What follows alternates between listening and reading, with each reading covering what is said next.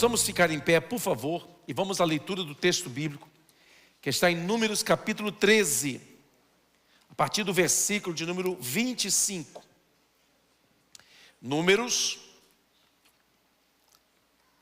primeiro livro da Bíblia, Gênesis, significa início, começo, princípio.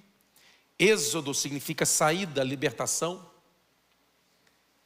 Levíticos, o livro da lei. Números, livro do censo, livro da contagem. Deuteronômio, o livro da repetição. Então nós vamos para Números capítulo 13, versículos 25 em diante, diz assim: Ao cabo de 40 dias, voltaram de espiar a terra, caminharam e vieram a Moisés e a Arão e a toda a congregação dos filhos de Israel no deserto de Parã, a Cádiz. Deram-lhes conta a eles e a toda a congregação e mostraram-lhes o fruto da terra. Relataram a Moisés e disseram: Fomos à terra que nos enviaste, e verdadeiramente mana leite e mel. Este é o fruto dela. O povo, porém, que habita nessa terra é poderoso, e as cidades muito grandes e fortificadas. Também vimos ali os filhos de Anak. Os amalequitas habitam na terra do Neguebe. Os heteus, os jebuseus e os amorreus habitam na montanha. Os cananeus habitam ao pé do mar e pela ribeira do Jordão. Então Calebe fez calar o povo perante Moisés e disse: Eia, subamos e possuamos a terra, porque certamente prevaleceremos contra ela.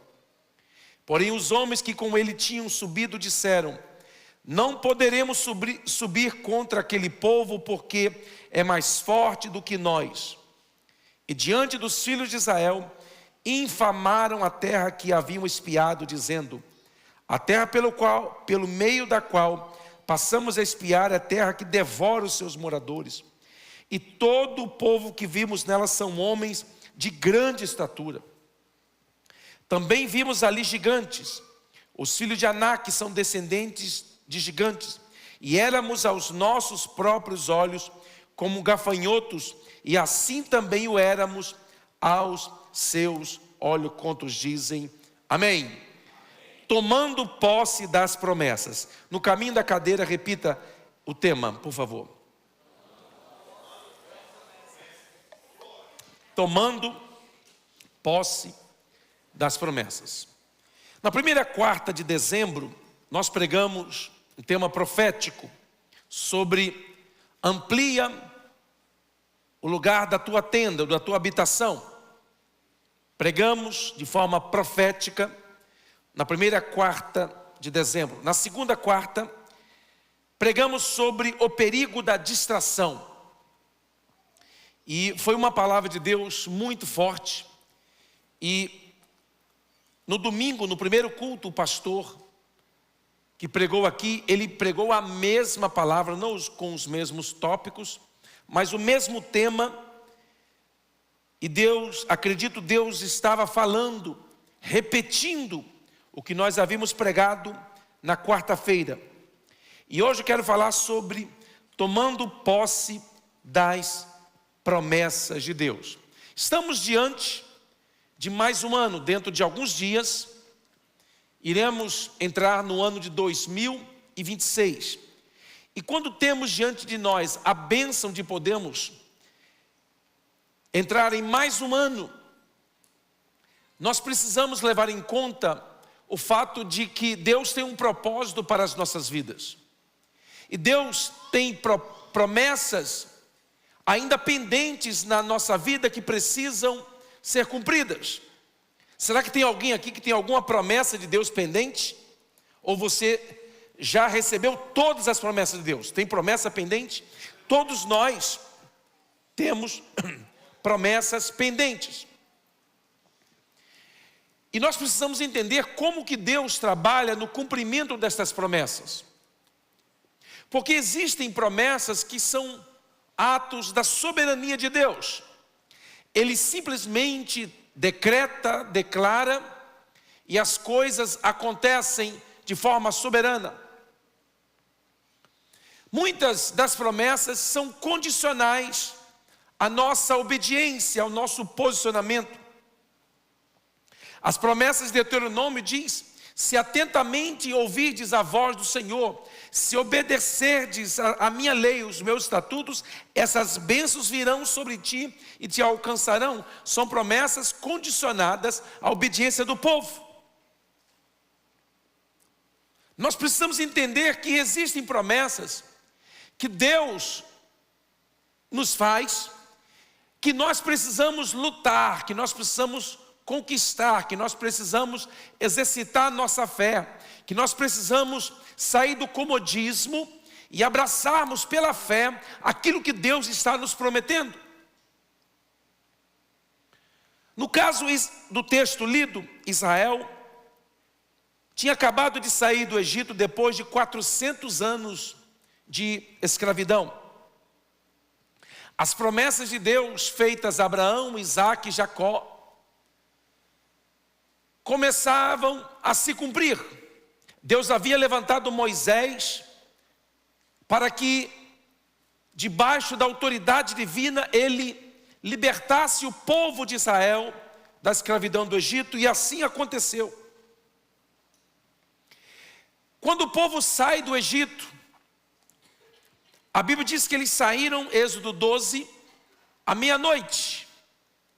Eles celebraram a Páscoa e em seguida saíram do Egito à meia-noite.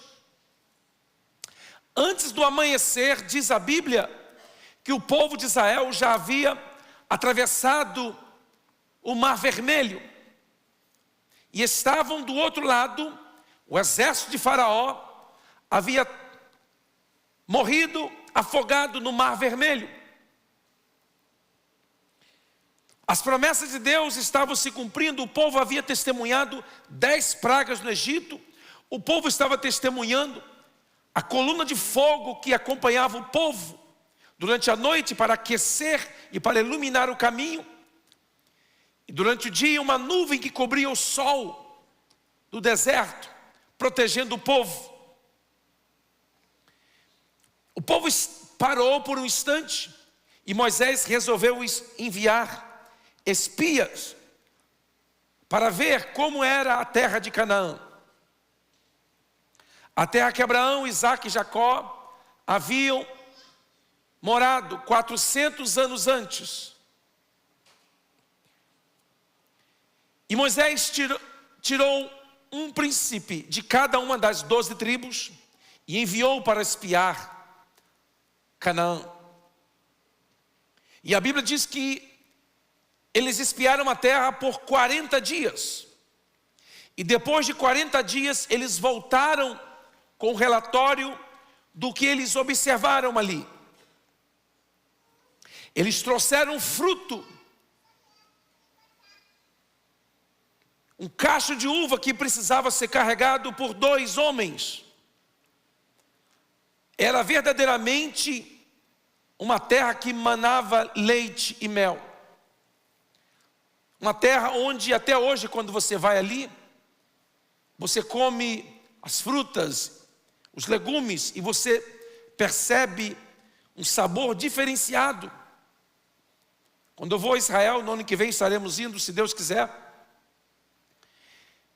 Eu gosto de ir na feira, porque ali ficam as frutas e os legumes expostos, e aquele cheiro maravilhoso de frutas, de legumes. E eu já comecei a comer legumes e salada, como o médico mandou, mas quando eu vou ali eu como muito mais, porque é o único lugar onde eu posso dizer legumes e saladas, ou salada é gostoso de comer.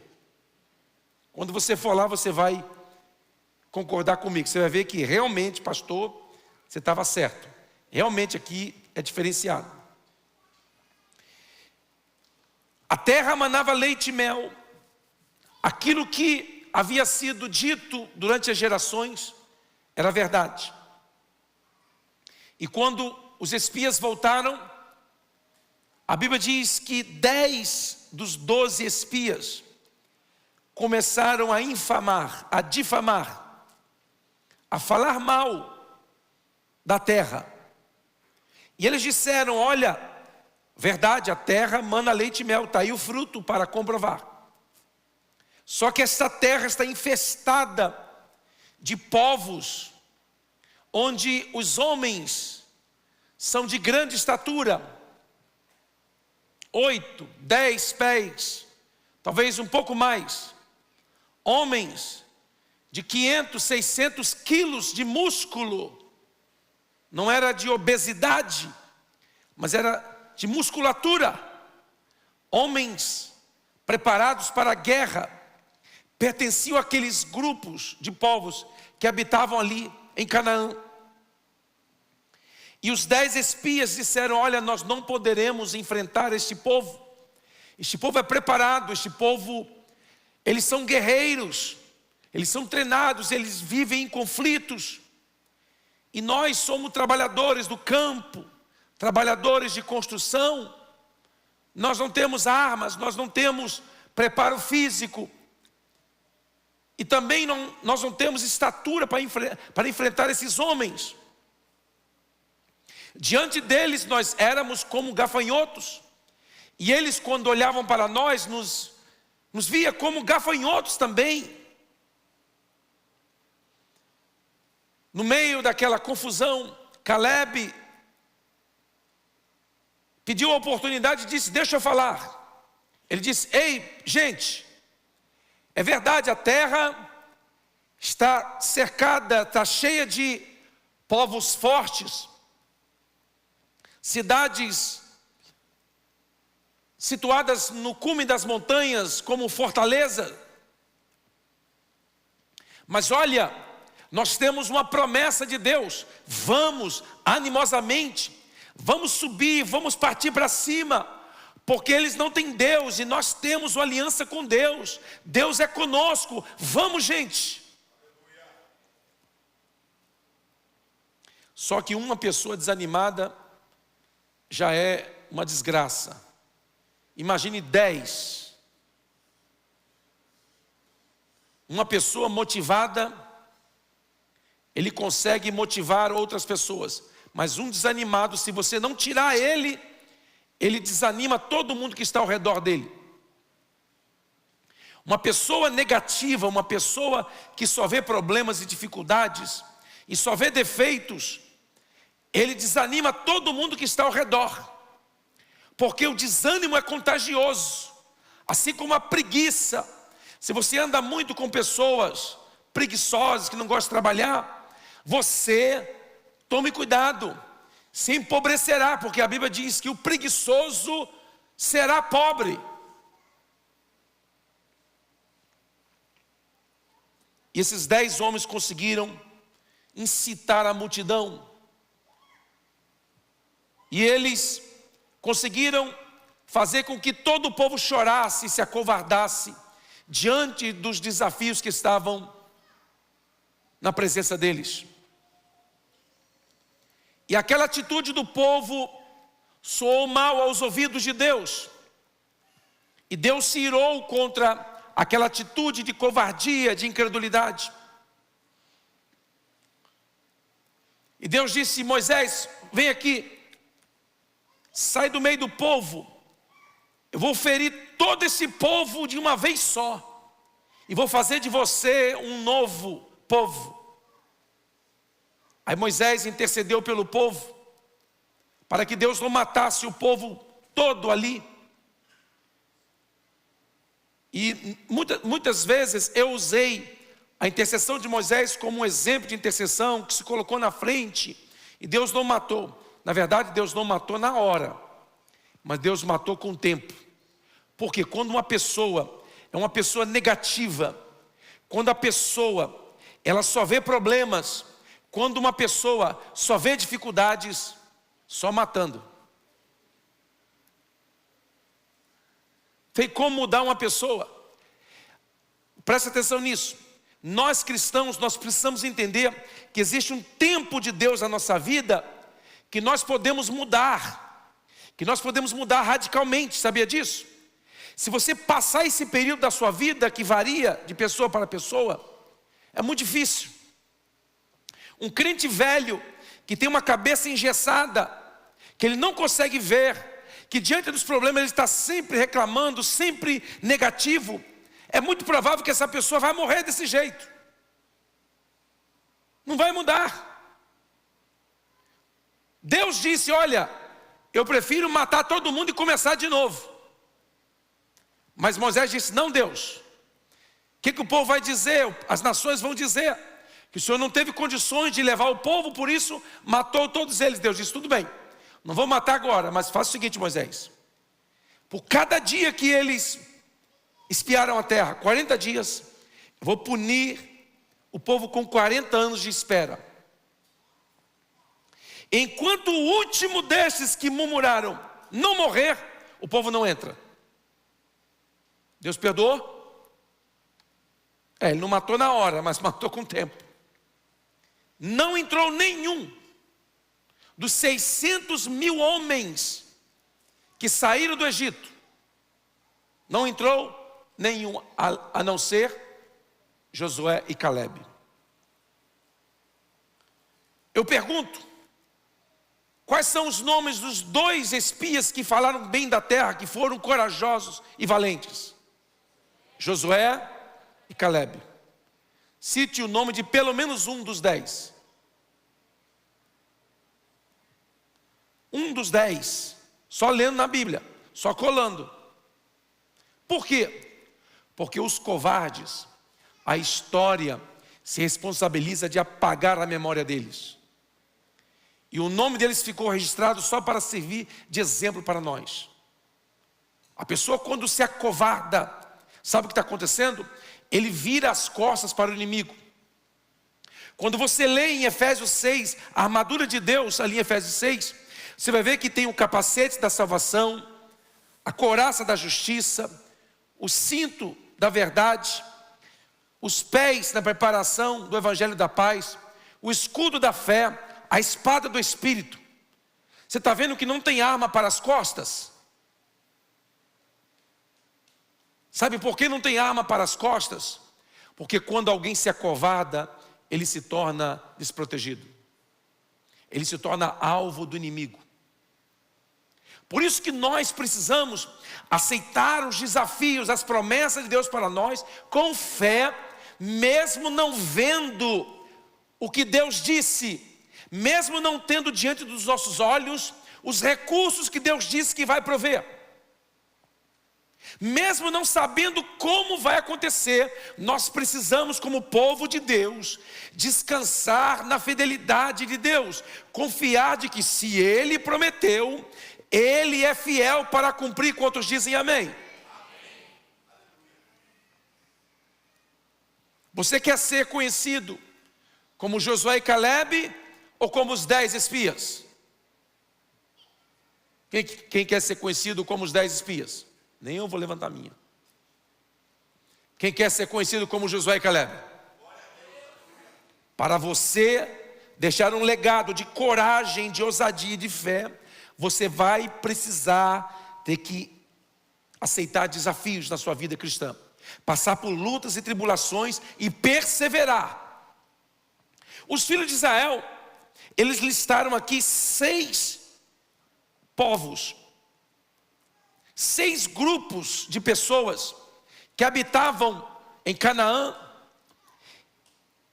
que esses grupos representam 6 áreas da vida cristã que o inimigo luta contra o crente.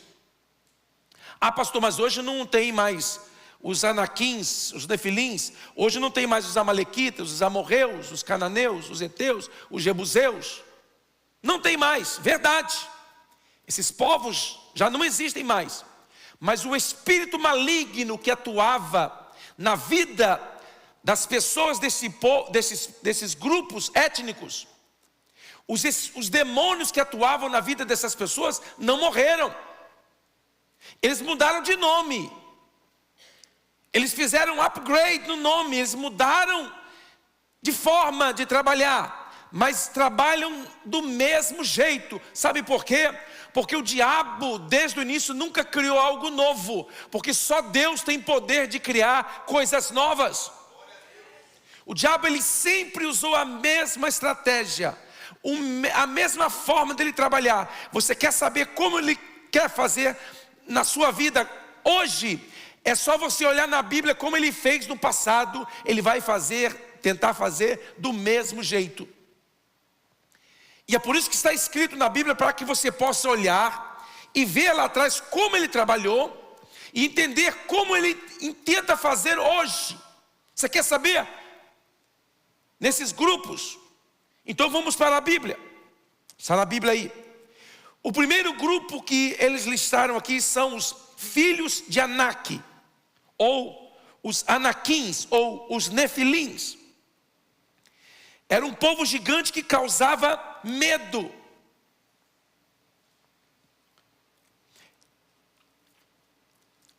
Eles foram os primeiros inimigos mencionados nessa lista, que está a partir do versículo 28. O povo, porém, que habita nessa terra poderosa, cidades muito grandes e fortificadas, também vimos ali os filhos de Anak. 29, os amalequitas. Os filhos de Anak são o primeiro grupo mencionado aqui. Sabe por quê? Porque eles habitavam em Hebrom. Foi por causa dos filhos de Anak que os 10 espias disseram que eram diante deles como que gafanhotos, e eles, quando olhavam para nós, nos via como gafanhotos, homens de 8, 10, 12 pés de altura.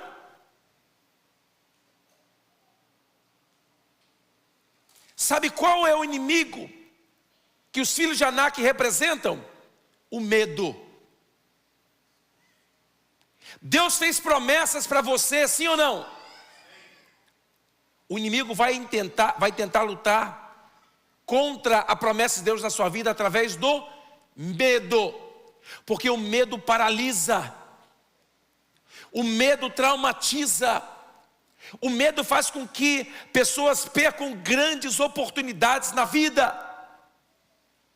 O medo faz com que muitas pessoas se acovardem diante dos desafios. O povo de Israel tinham diante deles os filhos de Anak.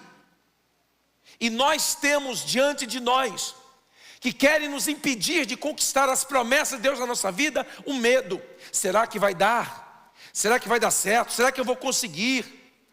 Será que vai dar certo? O empreendimento que eu estou fazendo, será que vai dar certo? Será que Deus quer que eu fique aqui? Eu não sei se não sei, eu fico assim perdido. O medo gera a dúvida. O medo gera o trauma, a desconfiança. E nós vivemos numa era do medo, onde as pessoas estão sempre com medo por onde quer que andam.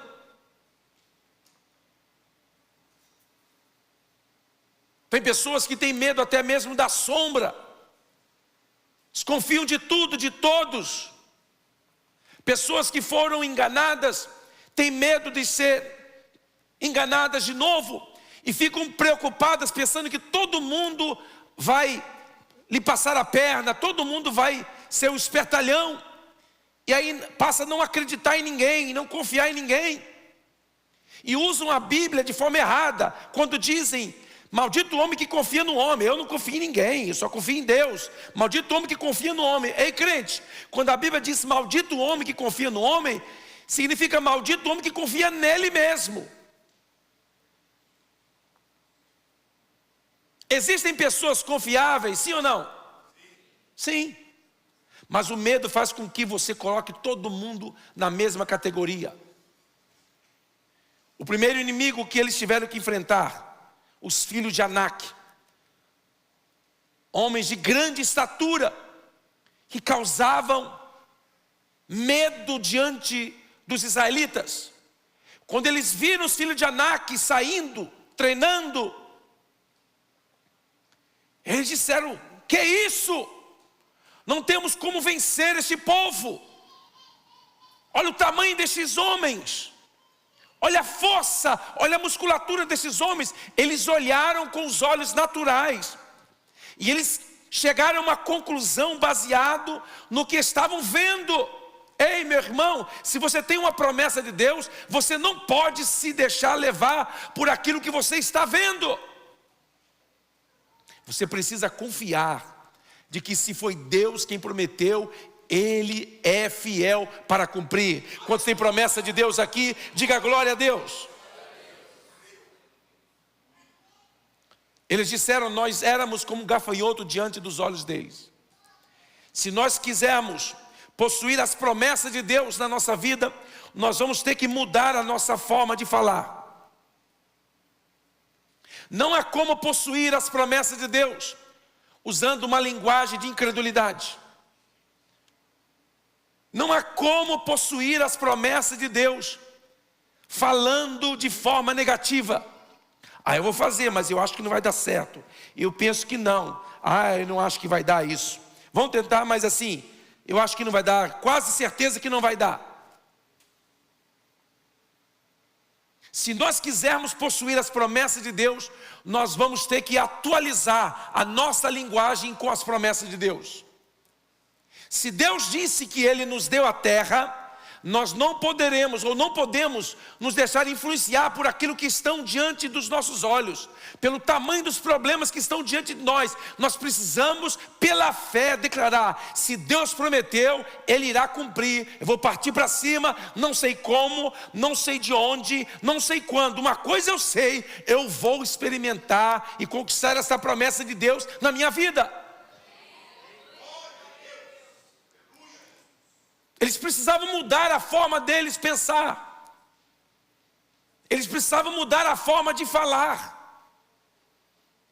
Pastor, mas o gigante era muito grande. Verdade. Mas eles deveriam se apegar à promessa de Deus. Por quê?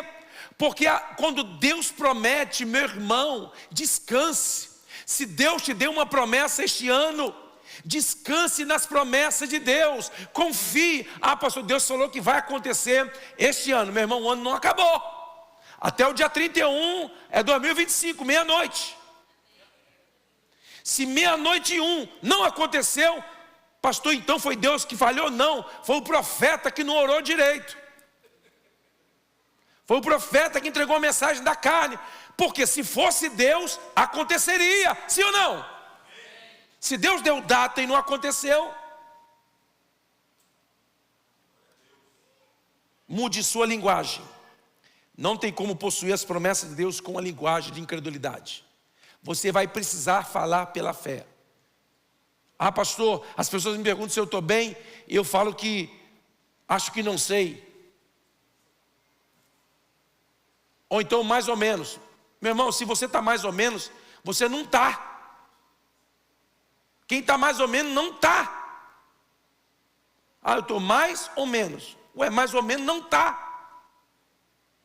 Ou você está mais ou você está menos. Diga aleluia. Você precisa mudar a sua linguagem. Precisa atualizar a sua linguagem. As promessas de Deus. 2026, o que você espera para 2026? Pastor, não sei. Pastor, está difícil a coisa. E o trem está piorando. Tem gente que tem uma mensagem negativa o tempo inteiro. Eu sempre conto esse exemplo aqui. Tem gente que é tão negativo, se ele estiver dentro de um túnel, ele vê uma luz vindo em direção a ele. Alguém diz: olha, abriu-se uma porta. Ele diz: não, é um trem que vem me atropelar. O trem só tem uma luz. Ele não consegue ver de forma positiva. Segundo grupo. Primeiro grupo eram os... Quem? Eu sei que você não anota, porque você guarda tudo. Por isso que eu estou perguntando. Com essa mente prodigiosa sua, que não precisa anotar nada, eu faço essas perguntas, porque você sabe. Quem era o primeiro inimigo? Filho de Anak. Você foi ler na Bíblia, né? Ok. Segundo, Amalequitas. Então o primeiro inimigo que luta contra as promessas de Deus na sua vida é o medo. Segundo grupo, Amalequitas. Os Amalequitas eram um povo que persistiam em opor a Israel. Quando Israel saiu do Egito e vagueava pelo deserto, foi o primeiro povo a declarar guerra contra Israel. Os amalequitas eram um povo tão terrível, que no Velho Testamento Deus mandou aniquilá-los. Deus disse para Saul: Saul, eu quero que você vá e acabe com os amalequitas. Era um povo terrível, um povo que cometia pecados terríveis. Eles estavam consagrados no seu sangue aos demônios. Eles faziam aliança com os demônios de sangue. E eles se entregaram completamente ao satanismo, à idolatria, que não havia esperança para aquele povo. Eles não queriam se arrepender, não mudavam. Deus disse para Saul: Saul, entre no meio desse povo e acabe com todos eles. Só que o seguinte, Saul, eu não quero que você traga nada. Eu quero que você mate todos, inclusive os animais, o gado, tudo, destrua tudo. Saul entrou no meio dos amalequitas. O que Saul fez? Ele viu um gado gordinho ali e falou assim: isso aqui dá um churrasco, uma costela no chão. Vou trazer esse gado aqui para oferecer de sacrifício ao Senhor. E vou também trazer o Agag, que é o rei dos amalequitas, para que ele seja testemunha da vitória de Deus na vida do povo de Israel. E sabe o que aconteceu? Agag ficou um tempo no meio do povo de Israel, e ele se prostituiu com as mulheres, enquanto estava debaixo dos cuidados de Saul. E ele procriou, e teve filhos, e a sua descendência não se acabou. Lá na frente, quase 40 anos depois, Saul morre. Quando Saul morre, ele é ferido, e ele pede uma pessoa que estava passando para terminar de matá-lo, porque ele estava ferido de morte. E um homem que estava passando, pegou a espada e terminou de matá-lo. E quando ele matou Saul, esse jovem voltou correndo para Davi e disse: Davi, eu matei o seu inimigo. Eu matei aquele que te perseguia, aquele que intentava contra a sua vida, contra a unção de Deus na sua vida. Davi perguntou: de qual povo você é? Sabe o que aquele jovem respondeu? Amalequita. Davi na hora mandou um dos seus valentes matar aquele homem, porque ele disse: ninguém que levante a espada contra o ungido do Senhor ficará de pé. E mandou matar aquele amalequita. Sabe o que eu aprendo com isso? Existem fraquezas do passado, problemas no passado que não resolvemos, inimigos do passado que nós não aniquilamos totalmente, e ficam no nosso passado, mas se nós dermos lugar, ele volta a nos atacar. Por exemplo, tem pessoas que foram escravas do alcoolismo, do álcool, ou do vício de bebidas, ou do vício de pornografia, ou do vício de jogos, drogas, violência, agressividade. E o que acontece? Em vez dessa pessoa acabar com isso de uma vez por todas, ela não mata o inimigo, ela simplesmente dá um golpe, ela fere, ela põe de lado e diz: não, eu vou vencer, eu vou viver a minha vida. E daqui a pouco, anos depois, na vida cristã, essa pessoa começa a voltar a beber o álcool. E vai chegando essas festividades, essas pessoas que tinham esses vícios, essas inclinações, começam a ficar lambendo a língua.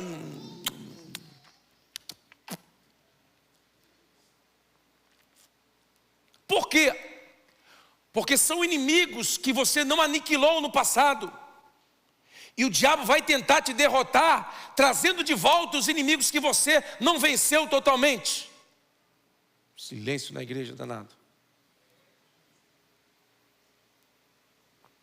Você precisa aniquilar, de uma vez por todas, os inimigos que te venceram no passado, porque o diabo conhece a tua fraqueza. É por isso que ele está te atacando nesta área. Ele sabe onde você caiu, e eu também. Ele vai nos atacar na nossa área de vulnerabilidade. Saul não quis matar os amalequitas. Ele morreu pela mão de um amalequita.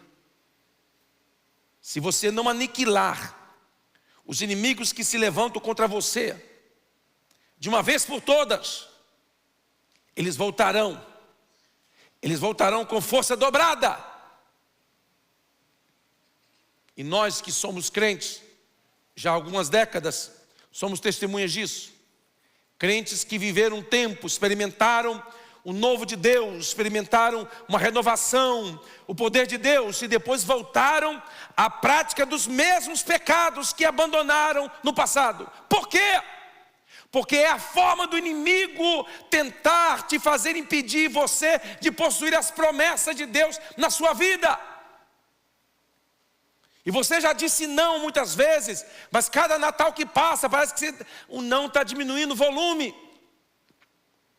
Antes era não, agora não, acho que não vai dar, melhor não, só um pouquinho. Ah, mas assim, então tá bom, só um pouquinho, não tem problema. Assim que começa. Cuidado com os amalequitas. Você venceu pecados na sua vida, Jesus te transformou, Jesus mudou a sua vida. Quantos aqui tiveram uma vida transformada por Jesus? Diga glória a Deus. Então não volte atrás. Se você teve tendências na área do alcoolismo, passe longe desse troço.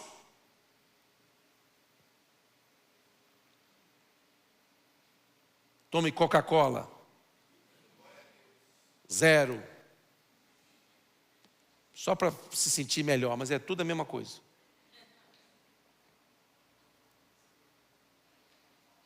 Amalequitas representam fraquezas do passado. Ei, crente, o diabo sabe onde ele te derrubou no passado. E ele quer voltar nessa área aí que você já caiu. Sabe essa área aí? Por isso que às vezes a gente ora a Deus assim e fala: Senhor, quero te confessar minha fraqueza, mas não quero. Ah, Senhor, não quero falar alto porque para o diabo não ouvir que eu tenho a fraqueza na área do...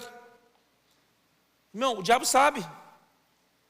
Ele não é onisciente, mas ele sabe aonde ele te pegou. Ele sabe aonde você tropeçou. E é por isso que você é tentado sempre na mesma área.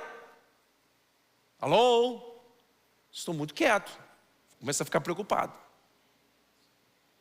É por isso que você precisa fazer como Davi. A Bíblia diz que Davi, quando derrubou Golias, Golias não morreu na pedrada, mas ele ficou meio atordoado e caiu no chão. Sabe o que Davi fez? Subiu em cima dele, tirou a espada do pescoço dele e cortou a cabeça de Golias, levantou a cabeça de Golias. Sabe o que Davi fez com a cabeça de Golias? Levou para Jerusalém aquele cabeção para Jerusalém, e ele fincou ela num lugar chamado Golgotá,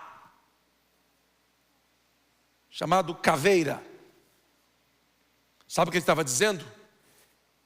Eu não vou enfrentar mais Golias, nunca mais. Nunca mais eu vou enfrentar Golias. Meu irmão, você disse não para o pecado, você vai precisar dizer não sempre. Porque o diabo vai voltar através do espírito do amalequita, tentar te trazer as fraquezas do passado.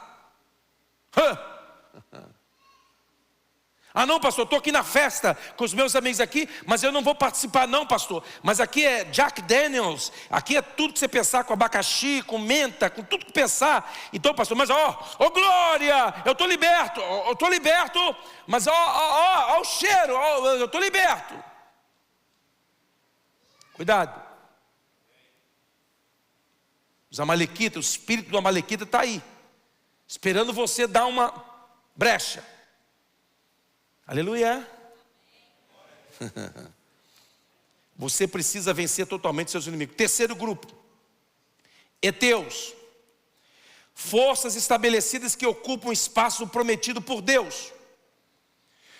Os heteus não aceitavam a mudança, a transformação.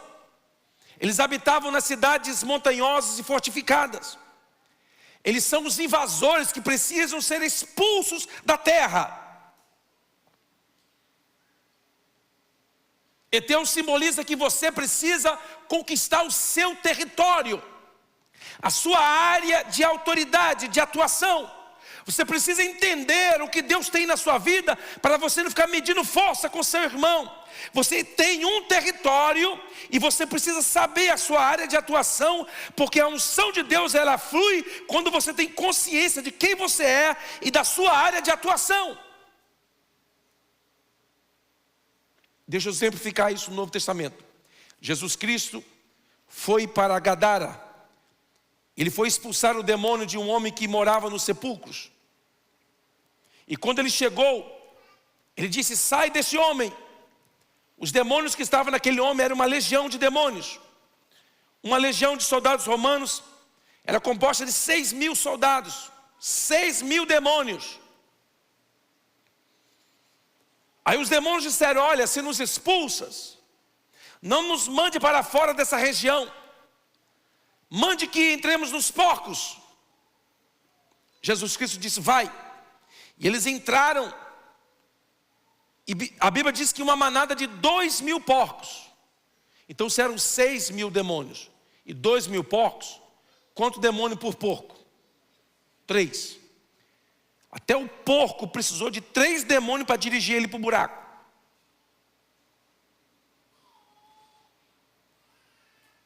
Sabe o que os demônios disseram ali? Olha, para nós, porco e gente é a mesma coisa. O que nós não queremos é sair do território. Você sabia que o diabo quer o seu território? A sua área de atuação? Você sabia que a sua casa é o seu território? É por isso que ele quer entrar lá, aí você não dá lugar para ele entrar pela porta, mas ele entra pela televisão, ele entra pela tela do celular, ele entra pela internet na sua casa. E você precisa ter discernimento, por quê? Porque os heteus, o espírito maligno dos heteus, ele quer entrar no lugar onde nós temos domínio e autoridade. É por isso que o diabo ataca o homem dentro de sua casa. Porque dentro de casa, é o lugar que o homem mais se parece com Deus. É dentro de casa, não é na igreja, você sabia disso? Porque dentro de casa ele está ali, ele, a mulher dele e a semente dele. Ele casou-se e ele multiplicou, ele tem filhos. Ali é o lugar que ele mais se parece com Deus. E é ali que o diabo quer tirar dele a autoridade. É ali que o diabo quer entrar. E nós precisamos, com a autoridade da palavra, repreender esse espírito maligno dos heteus, que querem possuir aquilo que Deus já nos deu como herança.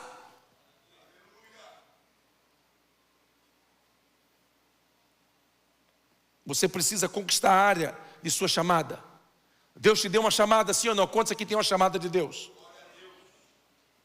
Você tem uma chamada de Deus. Deus chamou para um propósito. Deus não salvou você para fazer número na igreja. Deus chamou para um propósito. Você precisa entender esse propósito. Esse propósito é o seu território de atuação. Quando você entende esse propósito, você nunca vai se chocar com ninguém e disputar propósito. Por quê? Porque o que Deus tem na sua vida é único. As pessoas que Deus vai usar você para alcançar são únicas. Vamos prosseguir. Quarto grupo, Jebuseus. Os Jebuseus eram um povo que ocupava Jerusalém. Porque Jerusalém, antes de se chamar Jerusalém, ela inicialmente se chamava Jebus. Depois passou a se chamar Cidade de Davi, depois Jerusalém. Esse povo possuía Jerusalém. O lugar onde esse povo habitava era o local onde mais tarde se construiu o templo de Salomão para adorar a Deus, o lugar consagrado por Deus, pela presença, pelo fogo da presença de Deus. Jebuseu significa intimidação. Nós precisamos transformar os nossos locais de batalhas, ou de batalhas, em lugar de adoração.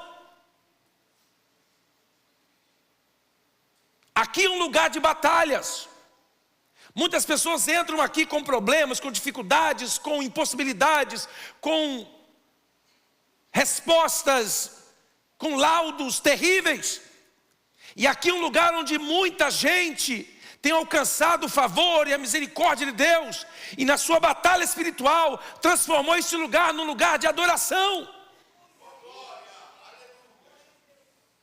Você precisa resistir a isso. Você precisa guerrear contra o espírito da intimidação. Você precisa transformar locais de batalha em lugar de adoração. Quinto povo, amorreus. Seom e Og eram reis gigantes desse povo, mencionados na Bíblia.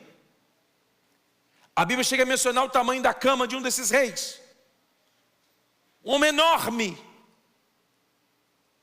Amorreu significa autoconfiança.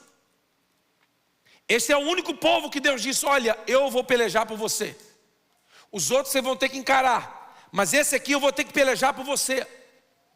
Porque tem batalhas que, se Deus não pelejar por nós, por mais que nós tenhamos fé e coragem, jamais conseguiremos vencer, se não for a mão do Senhor. Tem batalhas espirituais que nós entramos para lutar, que se não for a misericórdia de Deus, o favor de Deus, a graça de Deus, nós jamais conseguiríamos vencer. Mas Deus intervém com sua poderosa mão, nos dando vitória.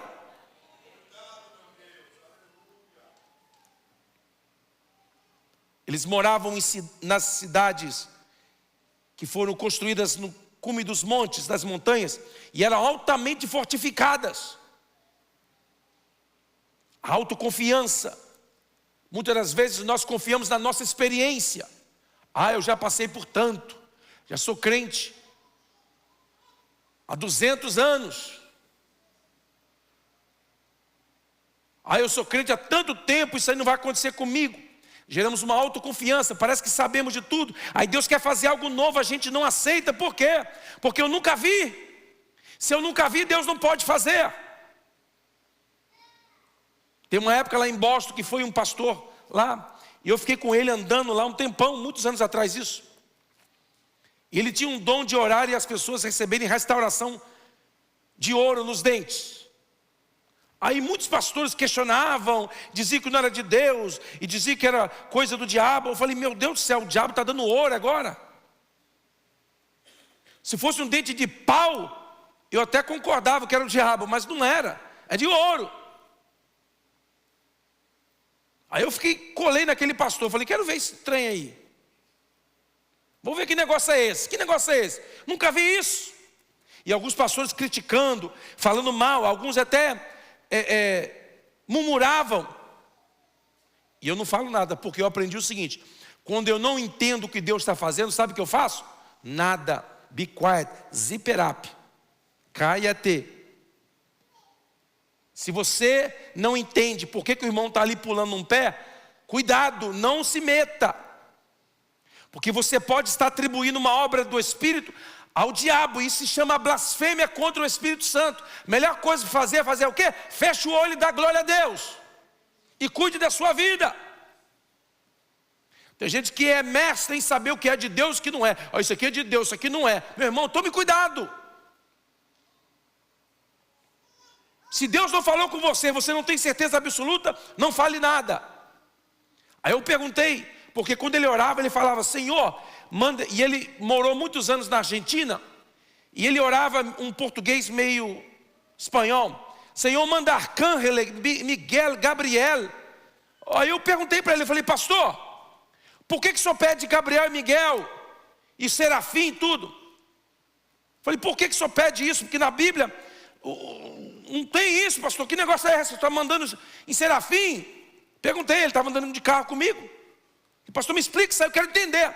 Aí ele falou: pastor, eu não sei. Um dia eu perguntei a Deus como que ele opera isso. Ele falou que é mistério, então eu mando vir todo mundo.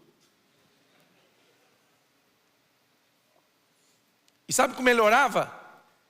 Mandava o povo vir na frente, colocar a mão sobre a boca. As pessoas tapavam a boca. E ele falava assim: olha, eu vou orar porque eu creio, Deus tem compromisso comigo. Você não crê, porque se você cresce, você receberia. Então você não tem fé para crer, mas eu tenho. Deus tem compromisso comigo. Eu passei 12 horas de joelho hoje orando por você. Assim que ele falava, meio bruto, meio grosso ele. Põe a mão na boca, fechava, orava, pum! Minha esposa testemunhou isso. Aí eu falei: querida, por que faz de ouro? Minha esposa é dentista. Ela falou assim: dos elementos da natureza, o que mais se parece com a estrutura do dente é o ouro. Eu falei: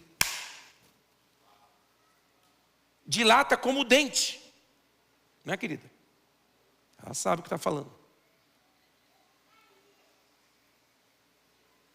Tem gente que não sabe, não viu Deus fazer nada e não entende, falando: isso não é de Deus, isso é de Deus. Meu irmão, tome cuidado. Quando você não entender algo que você saiu da sua capacidade de compreensão, não opine. Ah, eu não entendi aquela profecia. Não era para você. Você não entendeu, não era para você. Simplesmente glorifica a Deus. Deixa a vida dos outros para lá. Fala para quem está do seu lado: deixa a vida dos outros para lá.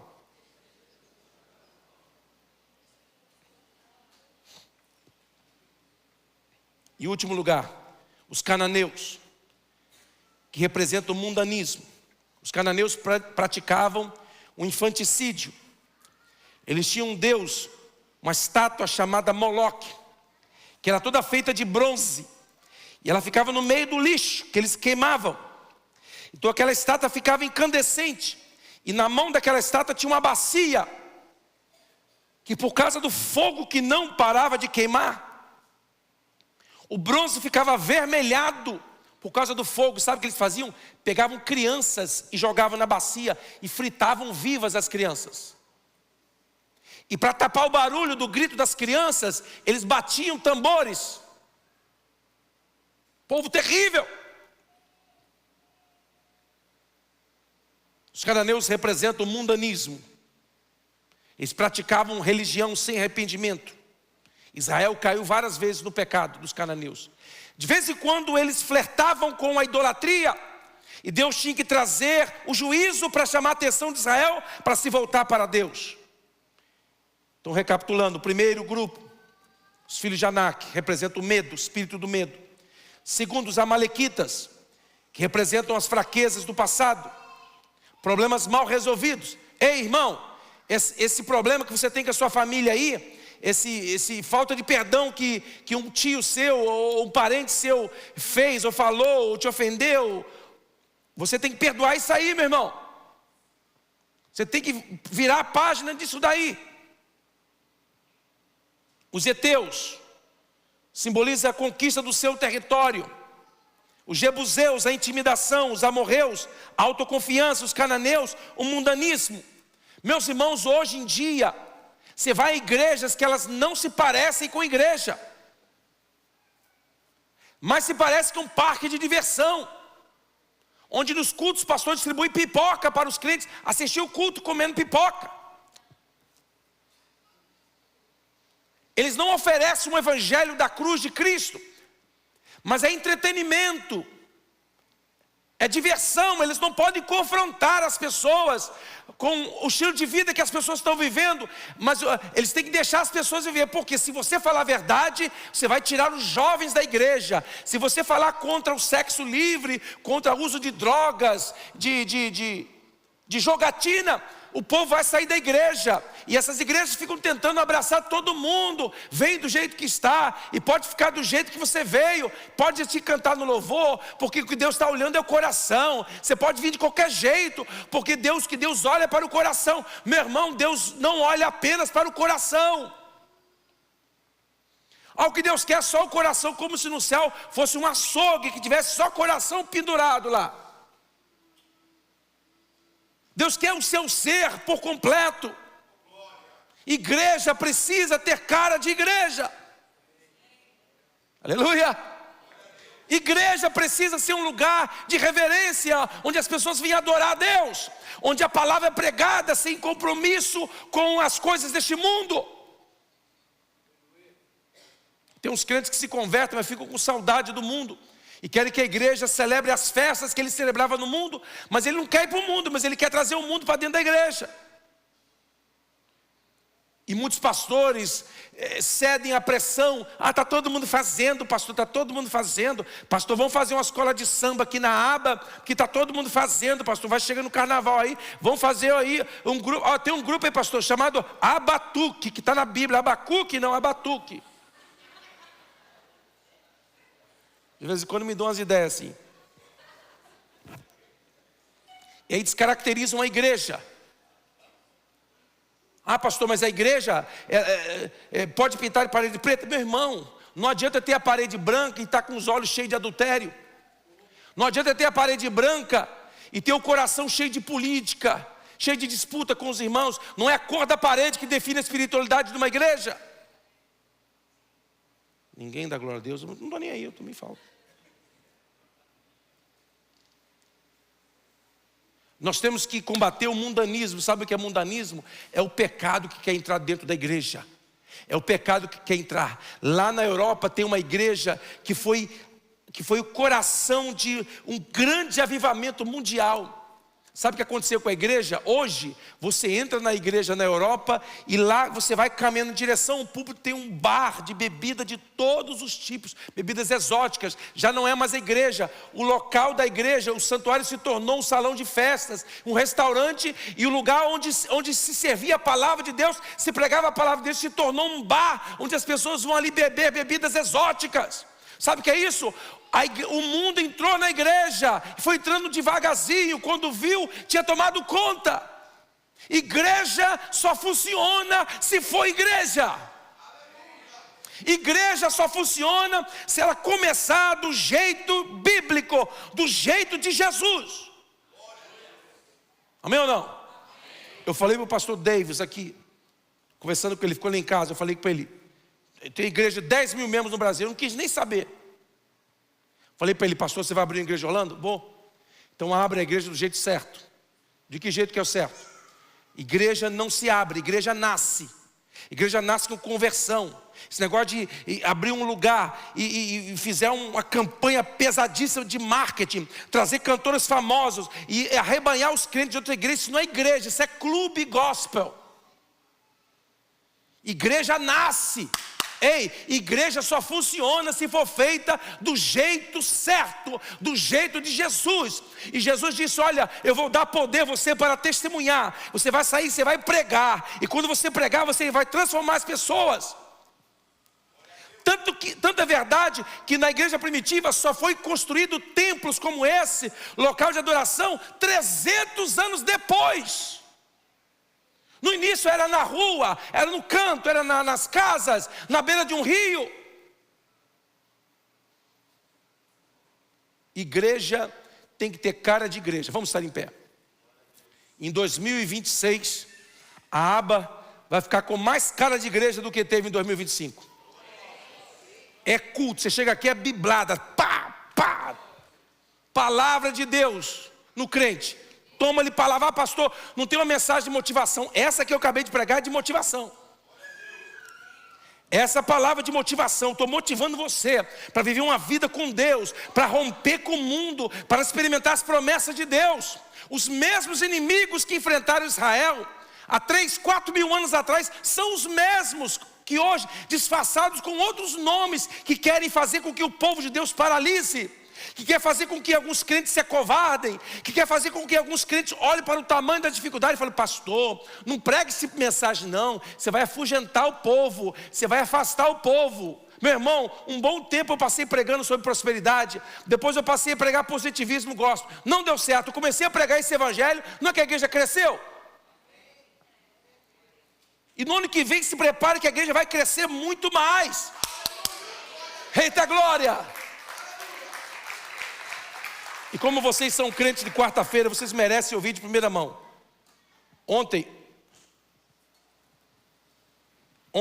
eu tive reunião com o dono da propriedade aqui. Lembra que eu falei com vocês que eu ia conversar com ele? Lembra? Falei com ele. Aí eu comecei falando assim amorosamente, obviamente. Falei, olha, nós precisamos expandir aqui. O espaço está pequeno para nós. Aí você vai ficar, ele disse, você vai pegar meu prédio todo? Eu falei, sim. Yes. Você já está quase na metade. Eu falei, você usa a metade do meu prédio toda? Eu falei, sim. Yes. Eu preciso de mais espaço. Eu falei para ele outra coisa. Os crentes da minha igreja comem pra caramba. Eu falei verdade ou não? Até os amém saem, mas... E os crentes gostam de comer, pastor. Irmão, Sean, eu falei, os crentes da minha igreja, todo culto tem comida. Hoje tem pastel, aí tem coisa aí para comer. Não tem, não tem? Tem. Vocês estão esperando aqui, querendo que eu acabe para ir para lá, né? Aí não. Dão amém, dão glória a Deus nesse momento que não precisava e dão assim mesmo. Falei, eu preciso de construir um restaurante aqui do lado. Vai ter um restaurante aqui do lado. Aí ele falou assim, mas o restaurante com cozinha industrial? Eu falei, yeah. Fogão industrial? Eu falei, yeah. Mas é muito caro esse exaustor? Eu falei assim, no problem. Mas você tem o dinheiro para fazer? No. I have a little bit. Mas eu tenho fé. Ele diz, vai ficar muito caro, você sabe, né? Falei, yes. Você vai fazer assim mesmo? Eu falei, vou. Ah, então tá bom. Então, e aonde você vai colocar os banheiros? Eu falei, vou quebrar para lá. Não quero o banheiro dentro, eu quero colocar o banheiro bem longe para o crente parar de fazer xixi na hora do culto. Vou colocar lá embaixo. E não vou colocar placa também não.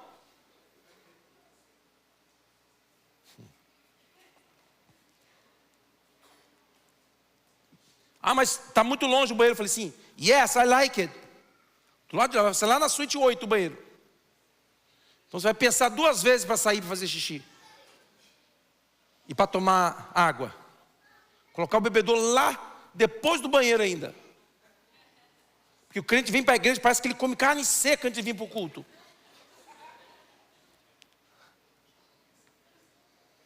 Aí ele disse, ok. Então vamos ver com a cidade, o que a cidade permite. Você pode ver e aplicar? Eu falei assim, não. Ele, mas o que você quer que eu faça? Eu falei, quero que você vá lá comigo. Mas antes eu falei de Israel, porque ele é judeu, né? Eu falei de Israel, que estou orando para Israel. E falei do atentado que teve na Austrália. E falei que nós estamos intercedendo, glória a Deus, tudo. Aí ele já veio para o meu lado. Falei que vou a Israel de novo no ano que vem. Ele ficou todo maciozinho. Eu falei, então vamos ver. Então foi o seguinte, eu vou sair daqui, vou ligar para o arquiteto, vou mandar ele fazer uma planta, elaborar um pouco melhor, para a gente levar na cidade. Da outra vez que nós construímos aqui, eu demorei 90 dias para marcar um apontamento na cidade, para conversar com uma autoridade lá. Quando ele entrou aqui, na sexta-feira ele ligou e falou assim, eu preciso falar com você segunda-feira. Ah não, que hora que você quer vir? 10 da manhã, pode ser? Tá bom você, pastor? Tá bom. Então 10 horas da manhã lá na cidade? Não. Marcou da sexta-feira para segunda. E eu fazia 90 dias, estava tentando marcar. Chegou lá, falou, olha, o que você quiser fazer aí dentro do código da lei, pode fazer. E eu vou lá com ele de novo e peço a oração da igreja. Então nós estamos na fase agora, passamos dessa primeira fase. Aí eu nem falei para eles que eu quero fazer uma escola aqui, que eu estou querendo alugar o lado de cá também. Eu não falei tudo. Porque você tem que ser estratégico. Você não pode queimar cartucho. Falei só um pouco. A gente vai alugar a 4, a 9 e a 10. Por enquanto. Amém ou não? E o santuário aqui vai caber 500 pessoas sentadas. Maravilha. Sabe o que é isso? Possuindo as promessas de Deus. Deus falou, Deus deu uma palavra. Domingo aqui, quando o pastor Davis pregou, ele pregou com palavra profética para essa igreja. E essa igreja está crescendo não é porque o pastor é famoso. A igreja está crescendo porque Deus tem aliança com a igreja séria. E vai crescer muito. Vai crescer muito. Amém ou não? As promessas de Deus. Quem tem promessa de Deus aí? 2026 aí, um monte de promessas para se cumprir na sua vida. E esses espíritos virão contra você para te fazer desanimar, para te fazer desistir, para fazer você olhar para o tamanho do problema, para fazer você olhar o tamanho da dificuldade.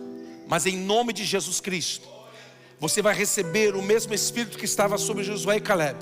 E você vai dizer: não, pastor, vamos sim, animosamente, vamos que Deus é conosco, vamos partir para cima dessa terra, porque Deus já nos entregou como herança. Por último, eu falei com ele: e outra coisa, eu preciso que você estendeu o nosso aluguel aí pelo menos por uns 15 anos. Ah, mas se a igreja crescer muito, o judeu falando, se você ficar aí com muitas pessoas, até quantas pessoas você pode ficar aqui? Eu falei: acho que uns 2, 3 mil membros dá para ficar aqui ainda. Faço 4 cultos, quase mato os músicos da igreja. 4 cultos, 5 cultos no domingo, não tem problema. E aí se você crescer mais, aí eu falei assim: aí não, aí você vai comprar um outro prédio para nós, para a gente ir para lá. Falei desse jeito, irmão. You buy the building, you have the money.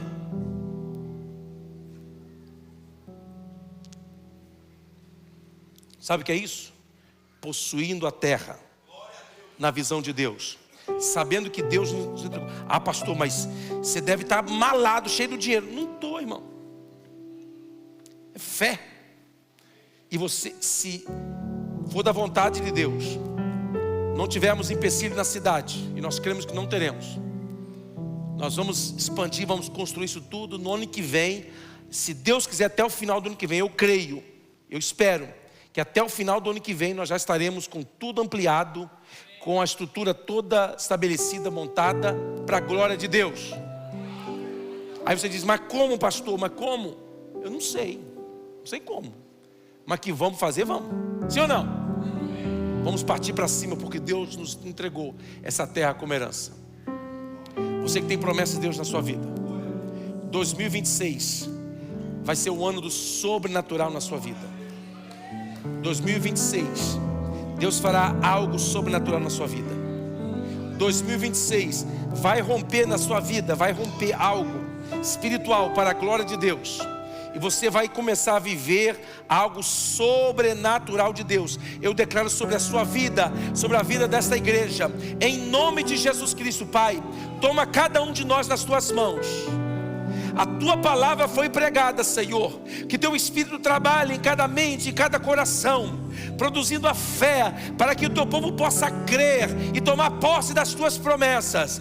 Para que o espírito de ousadia, de coragem, revista esse povo, Senhor, para que eles possam cumprir aquilo que o Senhor tem determinado para nós. E que nós veremos em 2026 milhares de almas se converterem aos teus pés, para a glória e para o louvor do teu nome.